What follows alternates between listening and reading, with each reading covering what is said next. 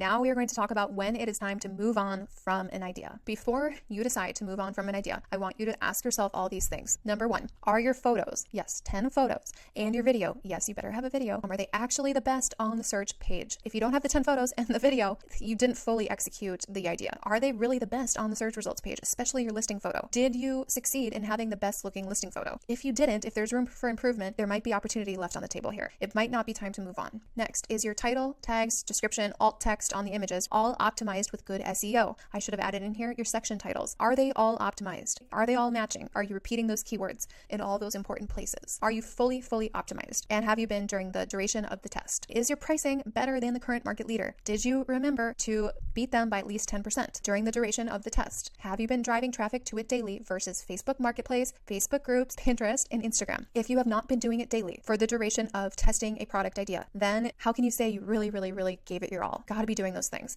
Have you gotten at least 1,000 to 5,000 views on the item and still have had no sales? This means that 0 people of those 1,000 or of those 5,000 wanted to buy it. Lastly, do you simply hate making it? Did you realize that you just really hate making this item and that it's not something that you can see yourself doing, let's say, a year from now? Big if you have exhausted completely all of those things on the last page, then feel free to move on from an idea. Do not feel like you have to keep trying to force it. Instead, maybe focus your time on more profitable categories or item types in your shop right now that are currently working for your shop, and perhaps make additional variations of what customers are telling you that they already like, and they're telling you through their purchasing behavior. So maybe try to make variations of things that they're already buying from you. It can be exhausting to throw up new idea after new idea after new idea. Sometimes it is nice to go back to what's working and make a variation of that to get some wins under your belt. If you have truly exhausted all of those things on the previous page, I would have a really hard time believing that you have 0 sales. But maybe you simply didn't like making it. Maybe you just have to go in a different direction. That's totally fine. But my point here is do not give up too soon. Usually sellers move on too soon and they don't keep the pressure or those sprinting tactics on the idea long enough to get traction before scrapping the idea. This is one of the biggest